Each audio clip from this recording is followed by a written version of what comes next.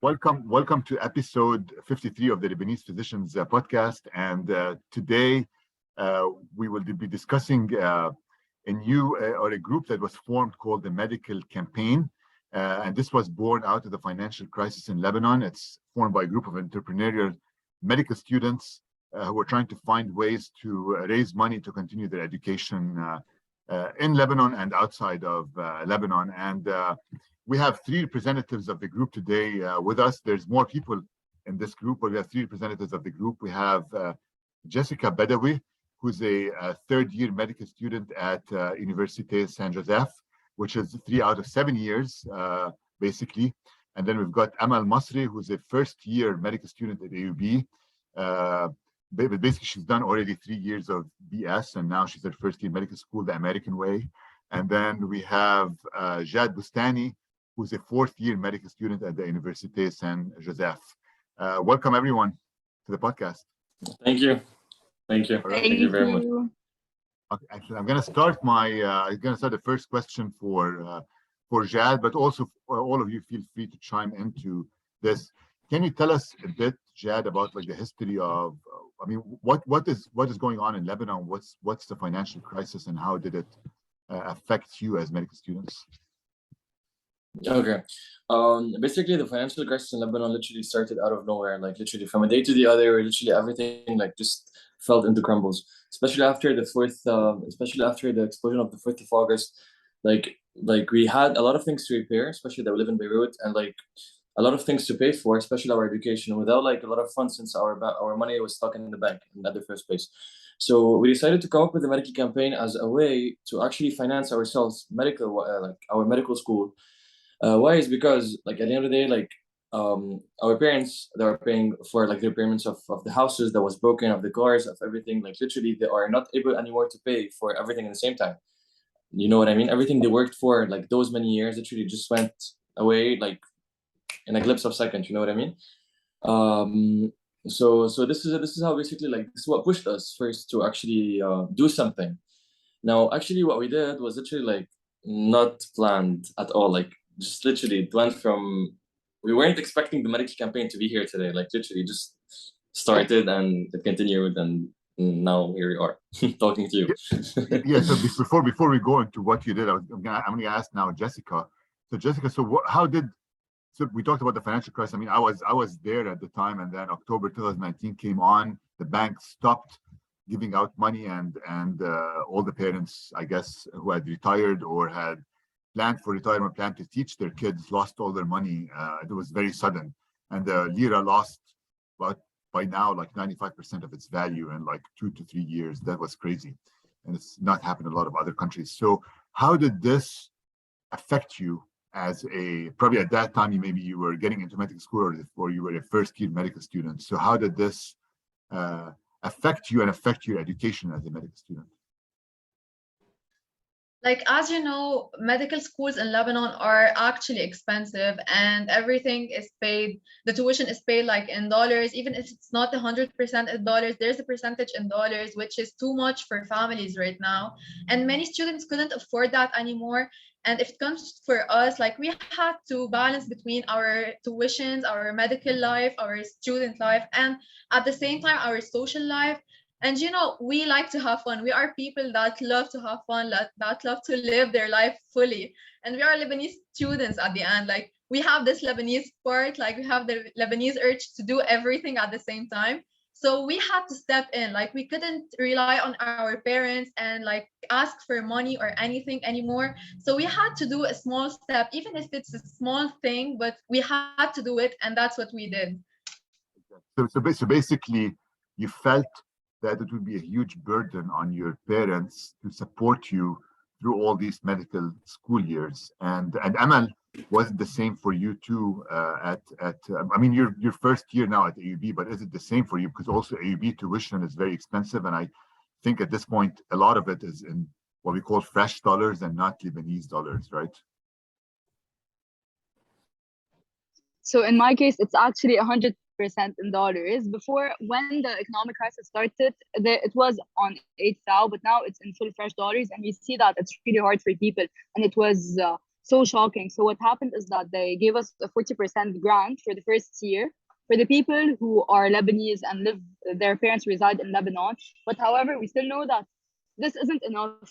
Like we know the average tuition fee is around $40,000, and it's equivalent to the tuition fee maybe in the US. So living here and just having our parents getting money only in the Lebanese liras, we know how hard this is on all of us, and we do feel it. That's why, and even if you see the amount of applications for the financial aid office here, it's huge. It's huge. It's huge. So like the medical campaign and all of this, we're to contribute as we can, both financially, but also by supporting each other, by having a community of people that are here surrounding each other. We try to develop this family to support each other. I bet it's very stressful on all of you because we have to remember that $1 right now equals 35,000 liras. So it's an unlimited amount of liras you have to make to pay the tuition, which is crazy. So how did the idea come about? Maybe Jad just discussed it. What were you guys doing? Like you were sitting around, like, I don't know, doing something, and then you said, let's get it going with ideas. How did the idea come about? Okay. Actually, back then, in April 2021, I used to give coding classes. I was in a company here in Lebanon that basically used to give coding classes. So I was a coding teacher. And basically, I woke up a day and I was like, what am I doing? What am I doing? What am I doing in the engineering field, even though I'm a medical student? So what I did is basically I literally did a PDF back then, like a very quick PDF. And I literally put like 6 classes. That was that. This is level 1. That will never change because like this is the start. Level 1 is called the human body, and it talks about the heart, the DNA, the immunity, the brain, the bones, and the digestive system. And I wrote a PDF and I sent it to one of my students that basically used to take coding classes. I remember this kid was in Qatar. I used to give him coding classes online. So I remember very well the first session I gave. The week after, I had like 7 students from Qatar having the classes together, and like each one of them paid the fees of the medical classes. So I was like, wait, okay, wait, that's something. We're doing something here. So the first thing I did is basically I talked to my friends, the medical schools, because like one of the first people I ever talked to was Amal, and so basically very directly we had a mini group, and then like we started giving medical classes. And then like we were like around 5, 6 at the time. And then like a month later, we couldn't anymore. So we're like 10, the month after 20, now we're 50. and that's it. So like really, we weren't expecting it. I wasn't expecting it to bomb that quickly and that like, well, you know what I mean? But like it did. And like everyone's loving our classes. I'm like, it's really impactful on the kids, on their parents, on us, on the family that we made. Like literally, if I tell you, for example, if someone's feeling bad on the group, they would talk on the group directly to the medical campaign.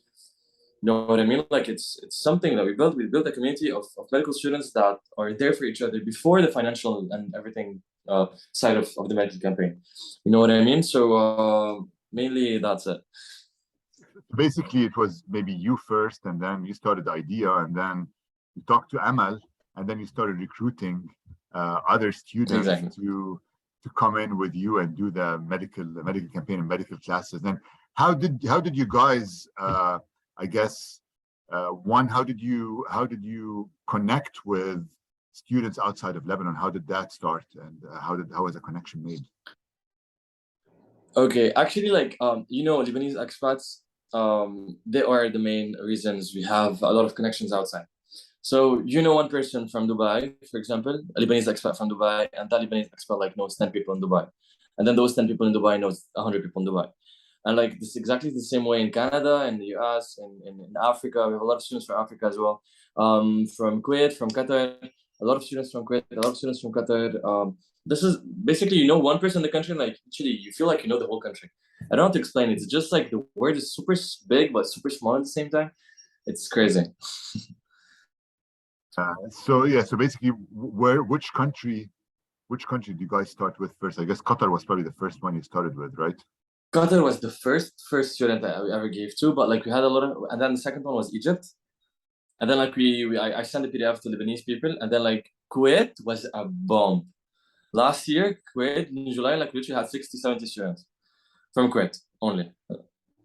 It was crazy.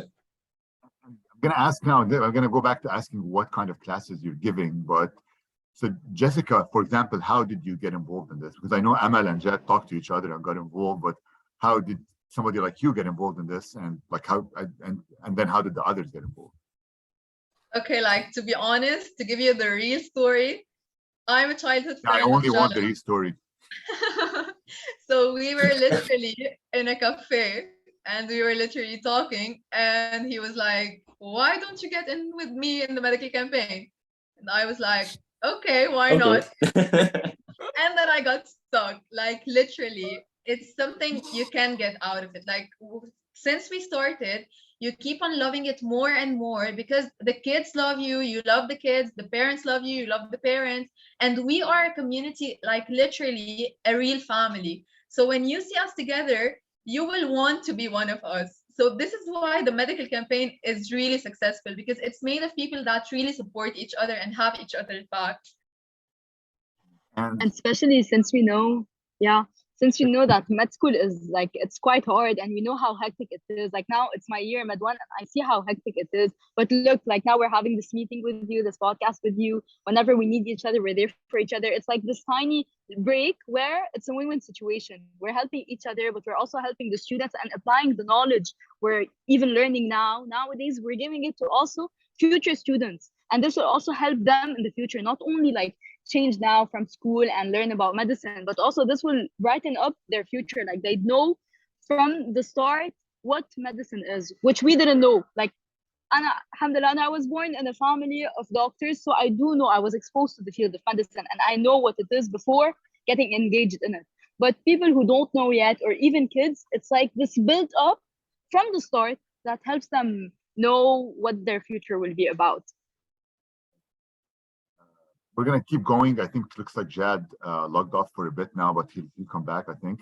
So, Jessica, maybe talk to us about like what kind of medical classes do you typically give? And then the next question is, how old are the students? All right.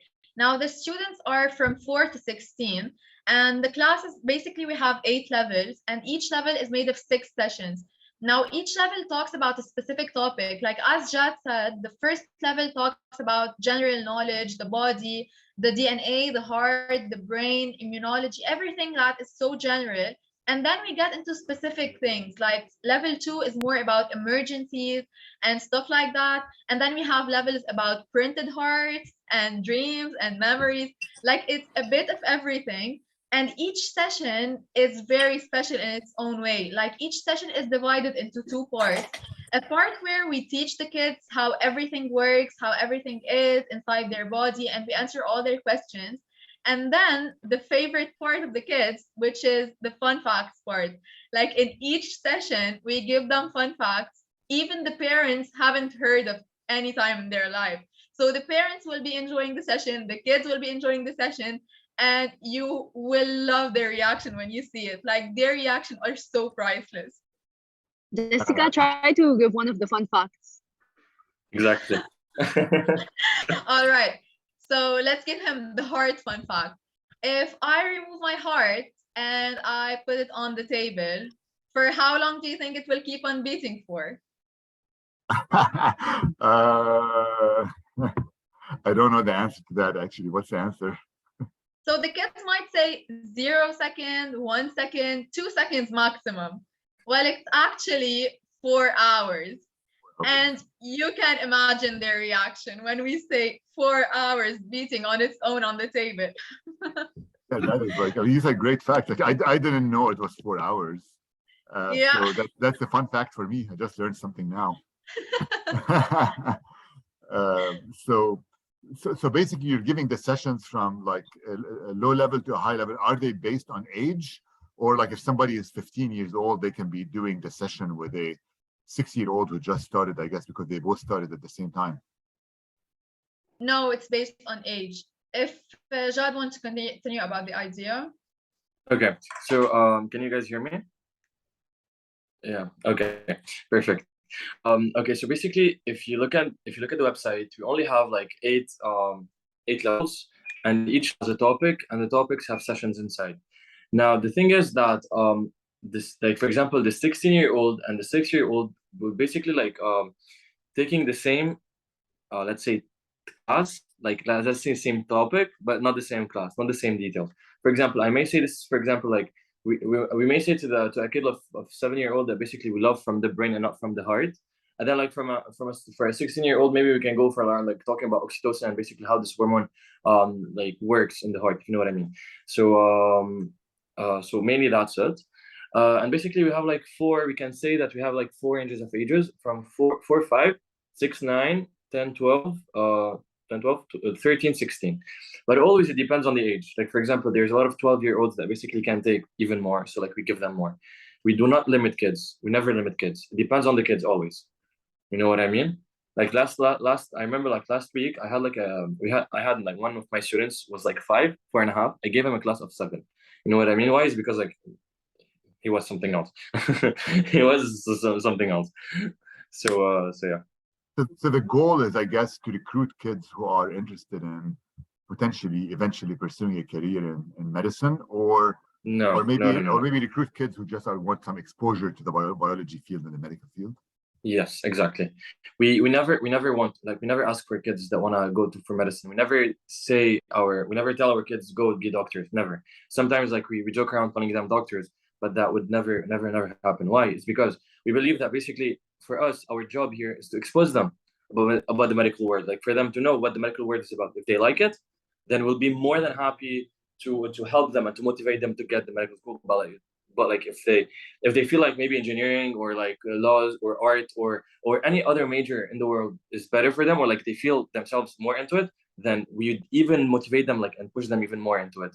We'd never push anyone into medical science because like it's their personal choice. And not only that, if we're giving medical classes, it's not to expose them only to the field of medicine, but exposing them to the field of medicine will actually also help them with like learning about viruses, about COVID. Why should they protect themselves from that? They should know the reason behind it. It's not only if they want to pursue a career in medicine, no, that's necessary. I think everyone, like even engineering people, should know about viruses, should know about protection, should know about many of the most important thing. It's just like stuff that are roaming around. As we know, as medical students, we do know about AI because AI is going to be implemented in medicine. But we do know this is a field that's related to computer science. Like it's just exposing ourselves to the knowledge that we're supposed to have. That's it. So you guys have developed, I guess you have a strict curriculum that you follow, right? Basically that you developed. And who looked, is it you guys who developed the curriculum, or do you have like mentors or physicians in the medical schools that have helped you develop that curriculum, I guess? We have a team. We have a team for everything. So like we have a team for teachers, we call them brainers, and then we have a team for like curriculum writers, curriculum brainers as well, we call them. I have the brain, it's the main thingy in the medical campaign. So it depends. And basically like the most amazing thing is that we communicate with each other. Like the communication in the medical campaign is something, let's say, sacred.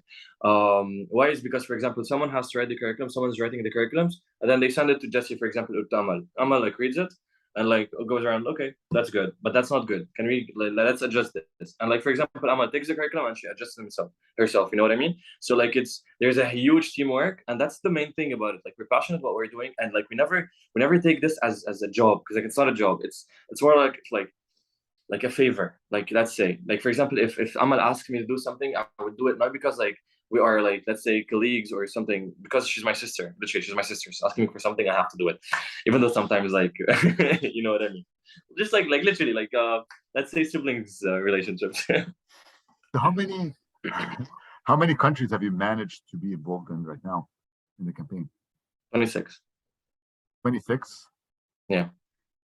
Are they like so obviously it's a lot of them are probably part of the Gulf countries like the UAE, Qatar, Saudi, right?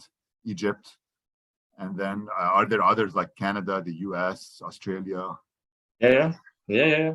Australia, we had 2. Like literally they finished their first level and then they're gonna start their next level now. But like the problem usually with Canada and Australia and the States is the time difference. Yeah, because like for example, like we have like students in the States that like they take, It's 11 p.m. We give them 11 p.m., which basically is 4 p.m. in the States. Right, So it's 4 p.m. exactly. in the States. It's 11 p.m. in Lebanon. So we always manage to cover, but sometimes it's a bit hard. Right, exactly. And then when you teach these students, are they all sitting in like in a class, or do you teach them separately at homes? Like it's more like private lessons for students at their houses. It depends. It depends on the kids. On the number of kids that you have, or the number of kids that have been recruited for that. So what are some cool countries that you're teaching at that maybe we don't think that there's a lot of Lebanese in them? Let's say you have students from Bulgaria. Like that was a shock for me. Now someone told me that like Bulgaria was like shock for me. Yeah. And we have like one student from Serbia. She took one level. She really liked it, but like she liked it, but like she has like now she's 15 and they do something in Serbia. I don't know. They don't do the usual brevet, we call it in Lebanon. They do something else, and she couldn't continue. You know what I mean? But like she loved the classes. Um, what else? We have like a lot of African countries, a lot of Congo, a lot of Ghana, a lot of Nigeria, a lot of those countries, a lot of Abidjan, Côte d'Ivoire, Ivory Coast. Um, we're technically like everywhere. Let's say we are everywhere. That's the word. And expanding. And how many Wherever our connection can take us. how many students right now are involved in the medical campaign, and from how many medical schools in Lebanon? Right now, like you mean medical students? Yeah. Like we're more than 50. We're more than 50. Let me check the group. And Jessica or Amal, can you tell me like how many medical schools are involved in this? Literally, we're all of them. In all of them.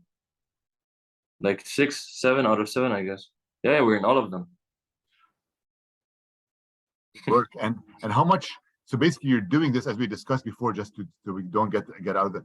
So you're doing this one to foster collaboration among the various medical schools and create like a community, a medical student community. But number two, you did it primarily initially for financial or easing the financial burden on your parents. And so how much?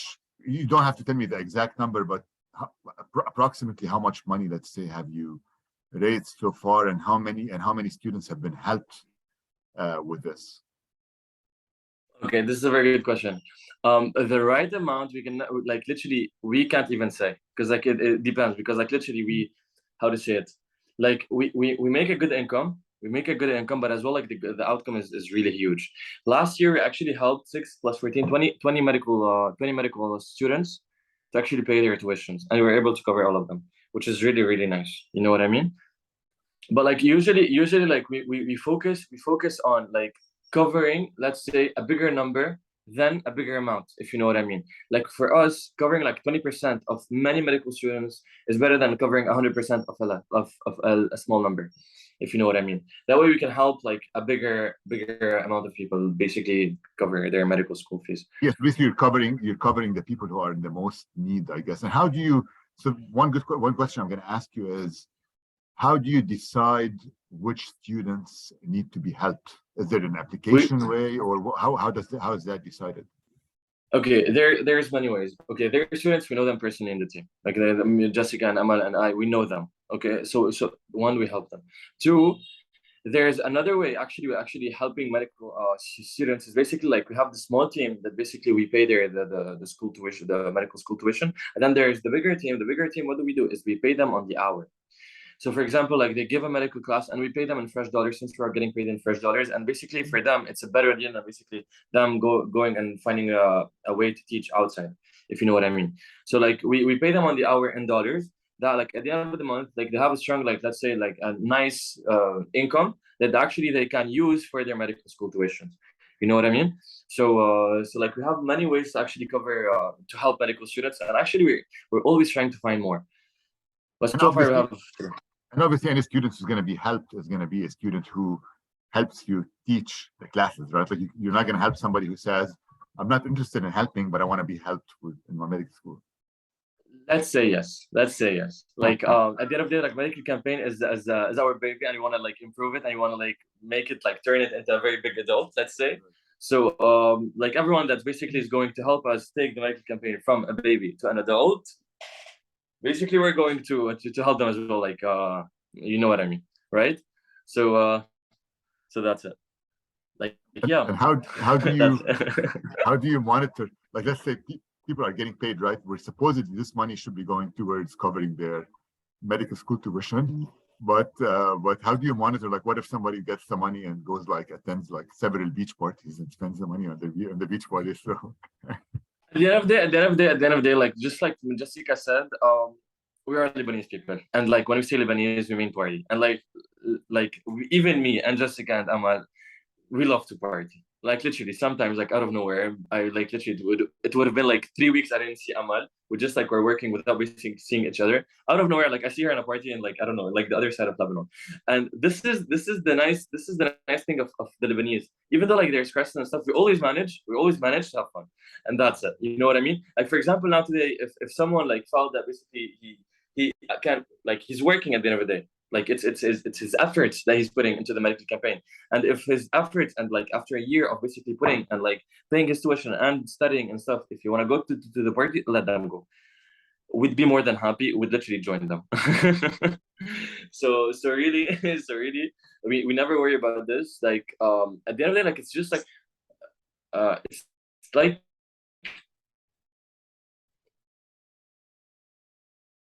you get the chain. Can you hear me? Slightly, but yeah, I hear you now, but you disconnected slightly at the last sentence. Yeah, yeah. What I was saying is basically you give and it gives you back, and it's amazing. That's it. It's amazing. So maybe this is a question for Amal and Jessica. So what are some of the future endeavors, or how do you see the future of the medical campaign going at this point? Like what are some of your future plans that you're working on?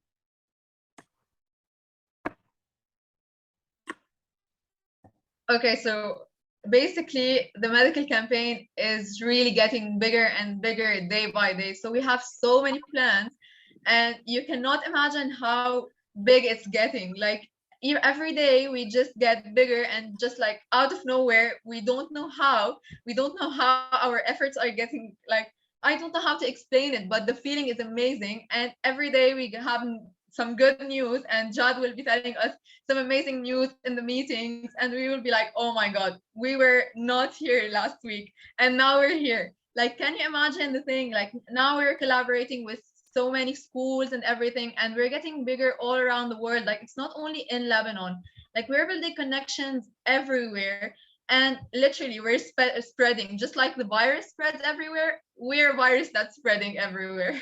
The medical virus. So basically your plans But in a good way. Yeah, exactly. Yeah. Your plans at this point are continued growth, I guess, and maybe continued growth of the curriculum, I guess, too, at the same time. Right? Of course, the curriculum always grows, and also growth to other countries. We're always open to many countries, and also trying to expand each person on its own, the connections that they have abroad, and hopefully you will also help us expand and know, like, for students to get to know us more, because that's really an amazing initiative. That's a win-win situation for everyone. But also, Jessica was giving during the summer classes and summer camps and Garderie, so live classes. So for now, our main platform is through online. It's through online platforms, through Zoom, because we know that the people are abroad. But hopefully also implementing constant classes that are going to take place live and all the stuff related to that. Are you planning any classes inside of Lebanon, like just to help the students in Lebanon, not necessarily for money, but more for volunteering, I guess? Yeah. We have a lot of plans. Actually, we have a lot of. We actually can't say what we have in mind right now, but like we're gonna collaborate with like a huge NGO.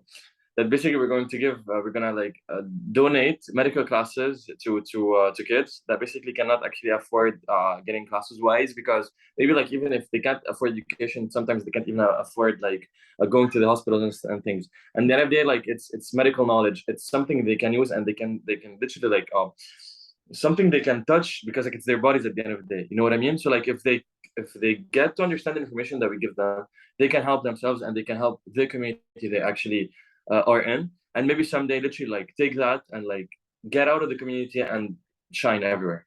You know what I mean? Because like we believe in people, we believe in every single soul in the world. That's important. And do you get, my last question before, do you get feedback, like when you're giving classes outside of Lebanon, do you usually try to do surveys or get feedback to try to improve upon the classes? Yeah. We have a Google form. We send it to the parents and like they fill it. Man, you guys are well planned. We try to think about everything, but there's always things that we don't think about. No, like it's crazy. Like they just open the door. Hello, I'm a problem. So what's your advice, I guess, for high school students right now who want to get into medical school in Lebanon, who are concerned about their finances? What do you advise them to do? Maybe Amal, since you haven't. Okay, so I'd advise them to, if they want to go for medicine, then they should go for it. And we're gonna all help each other, support each other, and find a way to be able to finance this, because this, it's our future. It's what we want to do. If you want to do medicine and if you love medicine, then you will shine bright and you will excel. And related to the financial reasons and the financial issues, we will be able to help each other, whether it's through uni, whether it's through the medical campaign, whether it's through the constant support we have. We'll be able to go through it, hopefully, even though the tuition fees are really expensive. Jessica, what's your advice? Like as Amal said, to continue her idea, like when there is a will, there's always a way. And we are Lebanese people. Like we will always be here for each other. We always support each other, no matter what we go through, because nobody will understand what we're going through unless he's one of us. So that's why we are here for each other. And really, us teenagers always have big goals, and we should believe in those goals because we can reach them.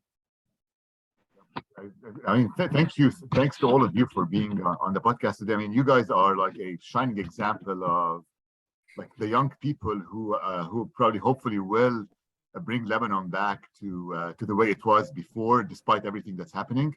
Because I mean, the way you're doing it is like you're giving hope to people, right? Like when people are like, "Oh, we can't do anything about it. It's so bad right now." You've been able to be entrepreneurs, devise methods to be able to collect and make the money to help people go through their medical education, and that's very important. And I can see it. I mean, now you were able to help 20 students last year. Looks like with the growth that you're having right now, you probably will be able to help maybe 40 next year, and then maybe even more the year after. And it looks like we hope so. We really hope so. Exactly. Just like looking, if Jad started at the beginning on his own during the pandemic, after the economic crisis explosion, he was on his own. And now we're over 50 medical students from Lebanon helping each other and giving classes to people from 26 countries in less than a year. All of that growth was within 1-2 years. Then imagine having even more time. What can we do? And with more people and with more contributions and with more exposure, just like you're doing now. So thank you so much. Thank you. Yeah.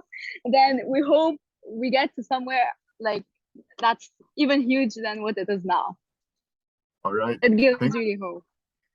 Thank you, Jad. Thank you, Amal, and thank you, Jessica, for being on the podcast. And also thank you to the more than 50 students who are contributing to this campaign at this time. Thank you. We brain you. All right. Thank you so much for having us. Thank you. Thank you very, very much. Bye. Nice to meet you. Bye. Nice to meet you. Bye.